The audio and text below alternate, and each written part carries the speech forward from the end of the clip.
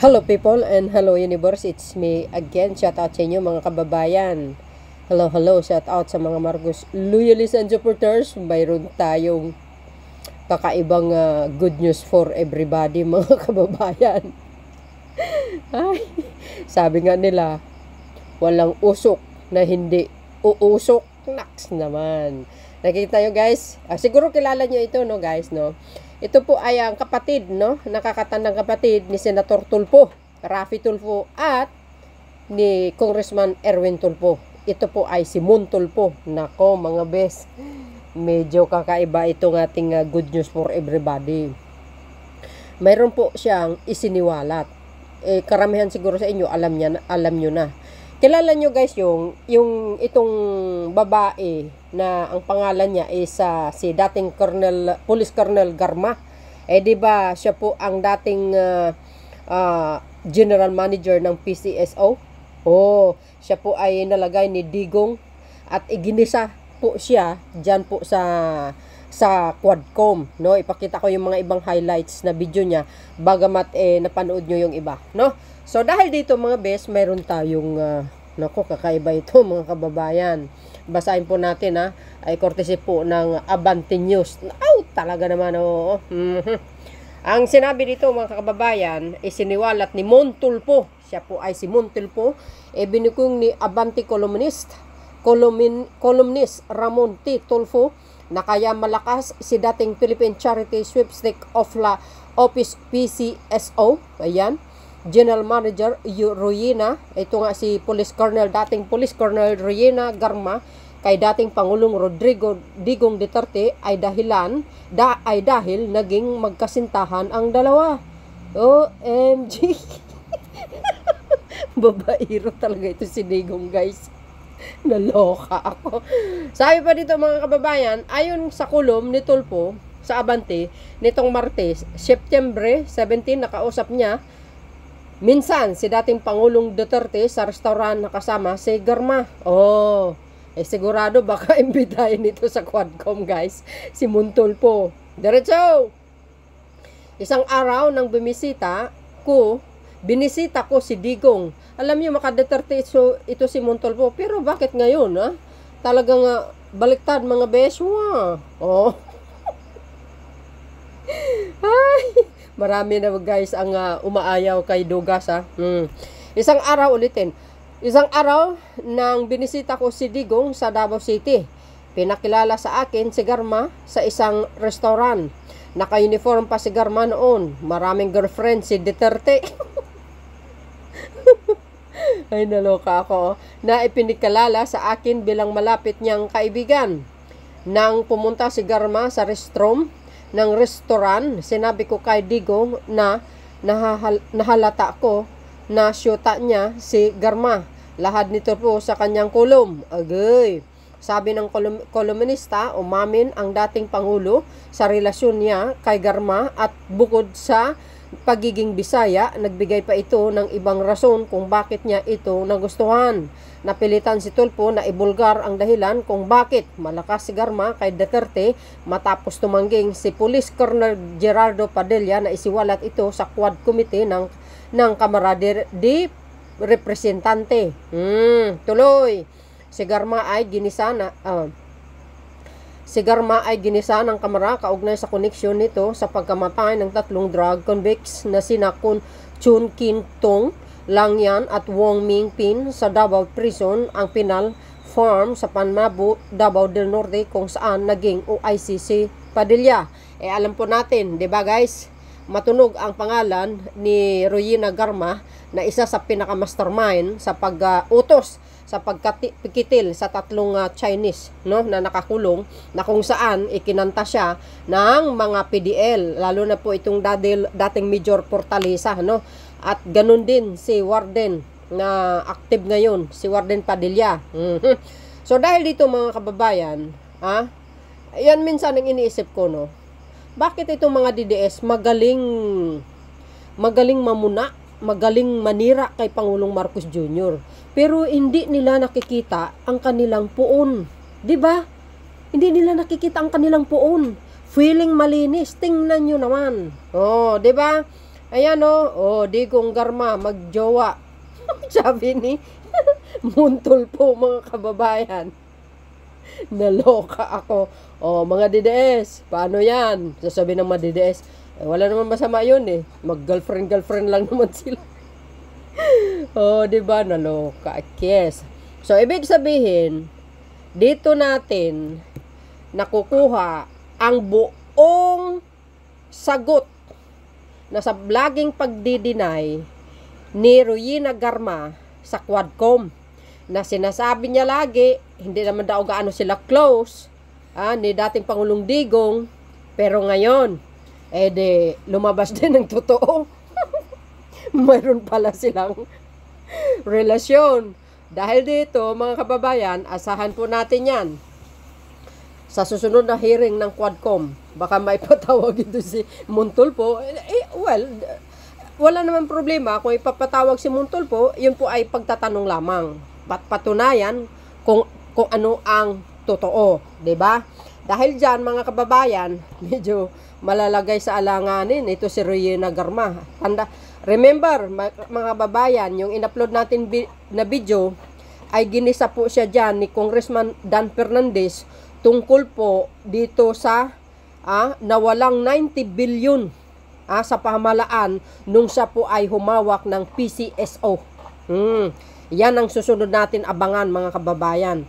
Kung totoo yung nabalita ko na mayroon daw siyang malamansyon sa Hawaii, agay, paktay tayo ni Day Kaysa.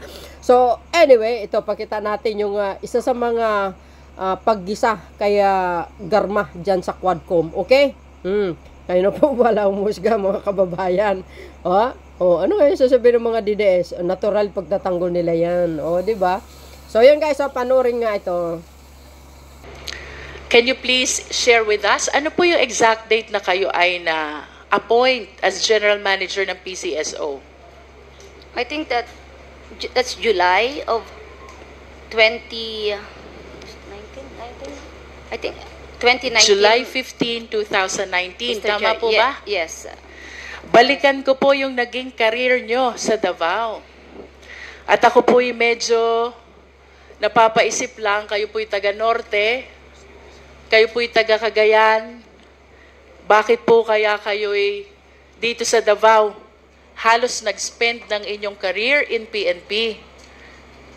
Tama po ba yung observation ko? Yes. Almost Your your entire career was spent in Davao. Yes, Your Can you Honor. describe to us, ano po bang peace and order situation sa Davao from 1997 until 2015?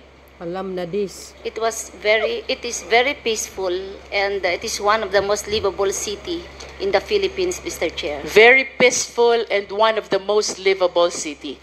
What do you think is the reason kung bakit po peaceful and one of the most livable city? I think because of the overwhelming support of the LGU sa police, and the social welfare of Davao City is really working. You and mentioned addressing poverty. You mentioned about the overwhelming support of the LGU to PNP. Yes, Mr. Chair. Yes, Of Your course, Honor. it is a common knowledge as early as 1988, mayor na po ang ating dating Pangulo, former President Rodrigo Roa Duterte. Yes, Your Would you agree with me if I would say na kaya po peaceful at livable ang Davao is because of the leadership of the former President? Yes, Your Honor. You agree? Yes, I agree. And would you agree with me also if I would say, kaya po kayo nainganyo na dito manatili sa Davao, nagustuhan nyo ang leadership ng dating Pangulo sa Davao? No, Your Honor. So what is the reason? My ex-husband is from Kidapawan. Alam na Where's this. Kidapawan?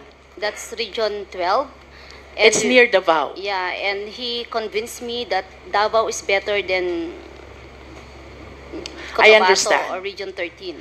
Colonel, of course you will agree with me that generally speaking, ang mga mayors po, may discretion yan. Kung sino yung mga police officers na magse-serve sa kanilang area of jurisdiction.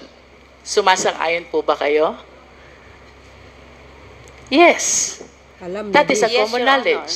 Alam na this. As a matter of fact, noon pong kayo na-appoint 1997 to 1998, anti-vice unit head of Davao, hindi po ito mangyayari without the conformity of the former president. Tama po ba? Correct. Because he is the mayor. No, And the Your- mayor can say, I want someone else. No, Your Honor. I No? earned it, Your Honor. Okay. How about your appointment from 1999 to 2004 as head of Women's Desk of Davao? Don't you think ito po'y idinadaan at ikinukonsulta sa mayor before an officer is assigned? I am not aware of that policy during that time, Your Honor. Well, I'm sharing with you, Colonel Garma, that by way of general practice, kinukonsulta po ang mga mayors kung sino ang i-appoint na officer dun sa kanilang area of jurisdiction. I'm speaking based on experience because I came from the LGU. How about your appointment from 2004 to 2007 as CIDG Officer of Manila? Paano po kayo napunta sa Manila? Mr. Chair, way back 2004, my marriage was on the rock. So I have to leave Davao because of a scandal.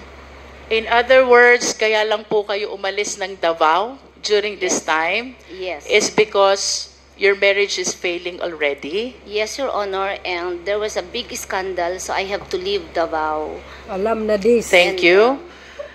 Colonel Garma, how about 2009? You were Davao City Police Admin Officer. Would you agree with me if I would say na hindi po kayo mapupunta dito kung hindi payag ang dating Pangulo? No, Your Honor. How about your appointment from 2011 to 2016? Station Commander po kayo ng Davao? At ito po hindi rin mangyayari kung hindi payag at walang conformity ang dating Pangulo. Sumasang-ayon po ba kayo? Because it is a station commander position, it must be approved by the office of the mayor, Mr. Chair. So you agree? Yes, Mr. And your I made- appointment in Santa Ana, Davao, this has to be with the conformity of the mayor as well. Tama po ba? Yes. Maybe yes, yes. And 2016, you were appointed as CIDG Director of Davao. No, January 2017. Ito po'y hindi rin mangyayari without the conformity of the former president. Do you agree? I do not know, Your Honor. And we have to remind the committee, Colonel Garma, that during this time, Pangulo na po ang dating presidente. He was elected 2016. So, the more reasons that we have to believe na mahirap pong magpa-appoint ng CIDG director kung walang conformity ang dating Pangulo. If you allow me to explain, Mr. Chair, Can you just limit your answer to the question, Colonel? I do not know if there's an intervention or what. I just Okay. received the order that I have to report to Region 7 as the director of CIDG. Thank you for your answer. Your We're Honor. taking your answer as it is. And 2018, kayo po'y na-appoint na city director ng Cebu City. Yes, Your Honor. And based on my research, hindi po ito gusto ng mayor ng Cebu. And yet, you were appointed as Cebu City Director.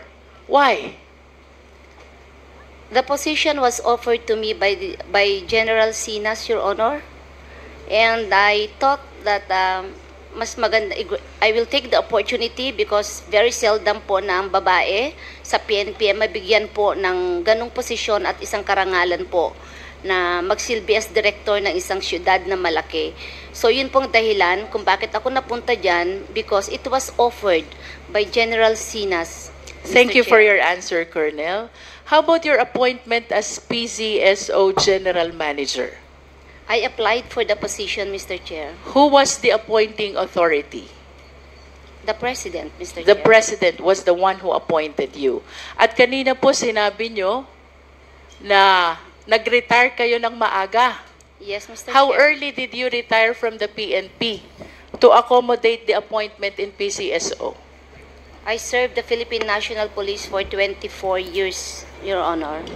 24 years. Tama po ba yung kwenta ko na 10 years before your retirement ay lumipat na po kayo ng PCSO? 10 years? Alam na this. Yeah, yes. Before I'm the correct. mandatory retirement, Mr. Chair.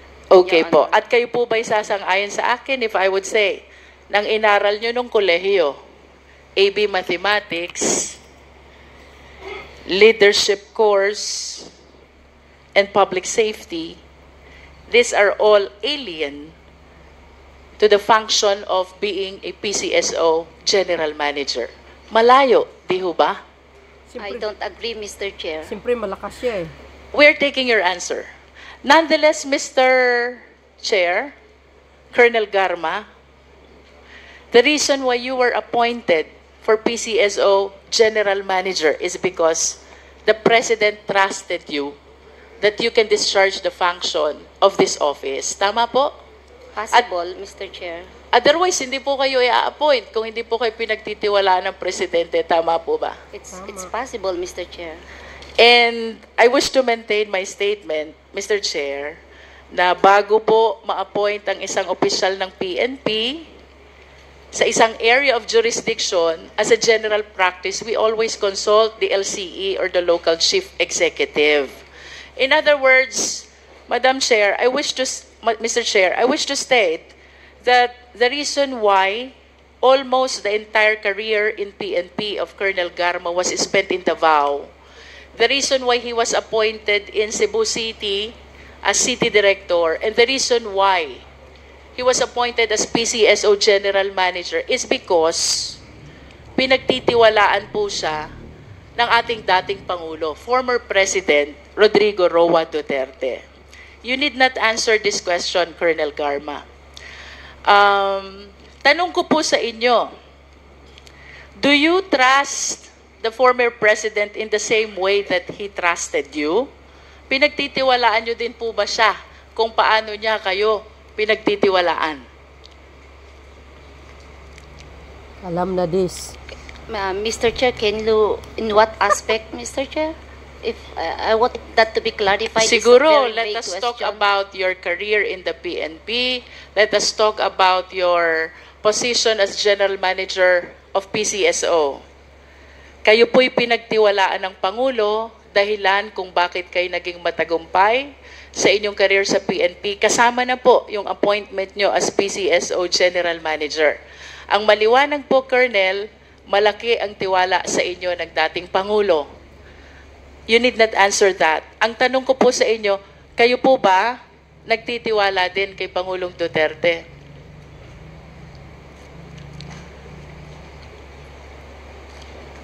Oh. Of course you do. Of course, yes, ma'am. Yes, Otherwise, hindi nyo po tatanggapin itong mga appointment na ito sa Davao, including your appointment as PCSO General Manager. At yung pong tiwala, yun po'y ina-earn. Tama po ba? And I must say, ito po'y nag-umpisa sa inyong paghanga sa kung anong mayroon sa Davao. You admired his leadership.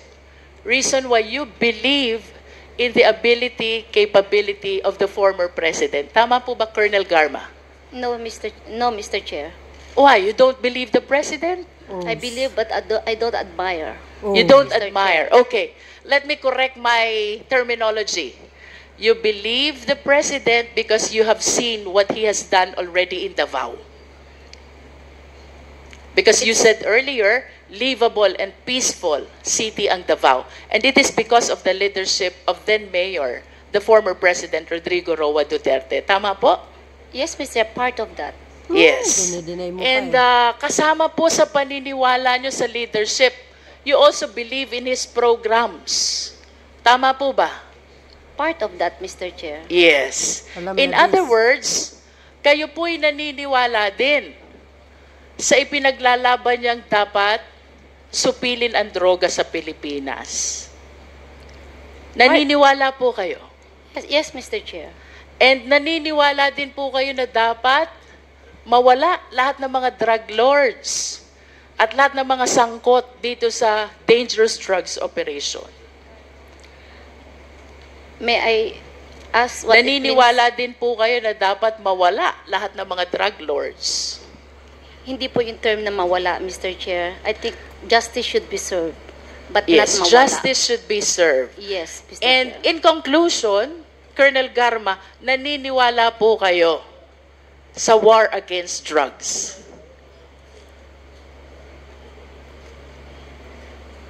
I believe in the part ng program. Kasi po, if I can explain my answer, Mr. Chair, Wait, there's ilang parte ho ba mayroon ang program ng war against drugs? intense police operation and police community relation with intense police patrol, Mr. Chair. So, So which part do you believe and which part you do not believe? community relations and intense police patrol. Because So you believe in both? Alin po yung sinasabi niyong naniniwala kayo sa isang parte? Aling parte ho ang hindi niyo pinapaniwalaan? I am more focused on police patrol. Mr. Chair, You believe in police patrol? intensified police patrol using the quad operations concept, Mr. Chair. And the first part is, Community relations. you believe also in community relations? Yes, Mr. Chair. In other words, you believe in the entire package of the war against drugs. Tama po?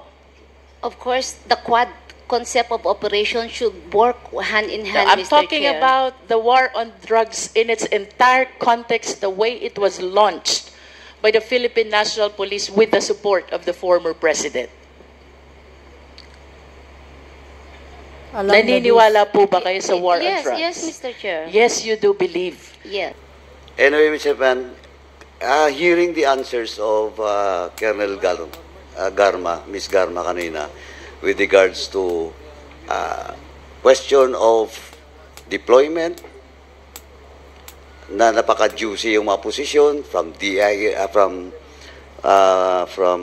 tsaka puro lahat Davao, ang assignment except sa Cebu, tapos nag-schooling, tapos early retirement. Again, can you state when was your the date or the year that you retired? That's June of 2019, Your June of Honor. 2019. When did you assume as PCSO chairman? July 15 of 2019, Oh, Your Honor. 1 month lang. Di ba? Tama? 1 month? 15 days, I think, Your Honor. Oh, 15 days pa. Sobra. Now, during the interpellation, Mr. Chairman, ng mga members kanina, Ma'am Garma, Miss Garma, keep on denying that he is close to the former president. Di ba? Kasi sabi mo lang lagi, maybe. Binigyan ka ng posisyon, tingnan mo. You check the record. 10 years pa yung supposedly before you retire, 10 years ka pa, but you opt to early retirement. Tapos, wala pang 1 month, sabi mo nga, 15 days, bigla ka nag-PCSO. Tapos, tong tinanong ka kanya, sabi mo, are you close to the president, former president? Ang sagot mo, because of those promotions, sabi mo, is maybe, not maybe. Now, I will ask you, are you special and close to the president, Agree. former president? Alam na this. Yes or no lang po? Walang personal. Yes or no lang po? Kasi lahat-lahat eh. Ewan ko po, special ako. Oh, why can't you answer? Simple lang tanong ko. Alam Are you close to the former president? Because that's why you're been given a juicy position where in fact, 1 month, wala pa nga, 15 days ka lang nag-retire, PCSO, chairman ka na kagad. Alam na this. Sige nga. Siyempre jowa. Yes or no? Why can't you answer? Siyempre jowa niya eh. Oh, Mr. Chairman, since Because, Mr. Chair, Oh, why? What? Boy, I do not I do not na naman. No, Mr. Chair. Oh, sige nga. Because you said, am I close or special to the President? Yeah, you're close to the President. Or special. Kasi, tanungin mo yung lahat mga classmates mo. Ako, mama, mga classmates mo, ikaw ang tumulong for their promotion during the time of President Duterte. That's why I'm asking the DIDM to submit to this committee all the years and promotion of all your classmates. Now, ang question ko ngayon, diretso na. I hope you will answer truthfully. Are you close to the President? Mr. Chair, I'm not close. I was fired. Okay. Okay. Nag-floating pa So, nga po ako during his Huwag time. mo, anong ma-floating during his time? Yes, Mr. Chair, 15 days lang na nag-retire ka, nag-PCSO chairman ka, for all those qualified, sandali, for all those qualified applicants. Ang dami po na qualified. Why you? Because Why you? Digong's And girlfriend. though, the fact is, Mayor Osmeña is keep on insisting, kaya nag-OIC ka lang kasi he never choose you in the list. Tama? O na ang question ko ulit. Last na lang to, ma'am. Are you close and special to the President? For me, Mr. Chair, I don't feel close and special. Okay, now, Mr. you're lying. Chair. Because You're lying, can ma'am. I explain, Mr. Chair? Of course, explain. You know, there was once in my career na siyang mayor, nag-floating po ako 6 months, I don't have any position. Ma'am, when was that? That was in 11. No, that Mr. was Chair, way, floating. way back. Way, way back, ma'am. Nag-floating po ako. But before he became President of this Republic, you're very close to the President. Before your assignment in Cebu, you're very close to the President. Before you retire, you're very close to the former President. And now you're talking to this committee, you're telling us that you're not close to the President? That's only a simple question. Now you deny. You said no. You said no. Oh, Mr. Chairman, Can I, Mr. Chair? Kanina pa kita pinapa-explain. Babalik-balik lang tayo. Yeah. Okay, given you were floated. Yeah. Kasi, 2011. yes, Mr. Oh, but after that, Ah. lahat na position mo, juicy. Can You I, can never stay. Palipat-lipat ka doon sa Davao and you will not be deployed as CIDG in Region 7. You cannot be deployed even the opposition of the mayor, that time, Mayor Osmeña, if you're not close to the President. You're telling me that it's the Chief PNP? Now, kung Chief PNP, bakit nung nag-retire ka, 15 days after, PCSO chairman ka, if you're not chosen, if you're not close, if you're not special to the President? She's special because she Oh. is Digong girlfriend, congressman. Ikaw naman. Oh, why you're not answering? Alam mo perhaps, this. Mr. Chair, I am special. Perhaps ka na naman. Anyway, Mr. Chairman, ito, ano lang to, Mr. Chairman, for the record, but I move to cite in contempt because the resource person is evading Patay ka to ngayon. answer questions being asked by almost all members. Paulit-ulit lang yung perhaps mo. Maybe. Ngayon, perhaps na naman. Move to cite you in contempt, Mr. Chairman. The motion to detain GM Garma in the premises of the House of Representatives until we terminate the hearing by the Quadcom. Duly seconded. Any second? Second, Mr. Chair. Duly Mr. Chair. seconded. Any objection? Hearing none. The motion is approved. So yun guys, narinig nyo? Sabi ko sa inyo eh. Ibig sabihin, alam na this. See you again guys on my next upload video. Bye bye bye and baboos. God bless Philippines.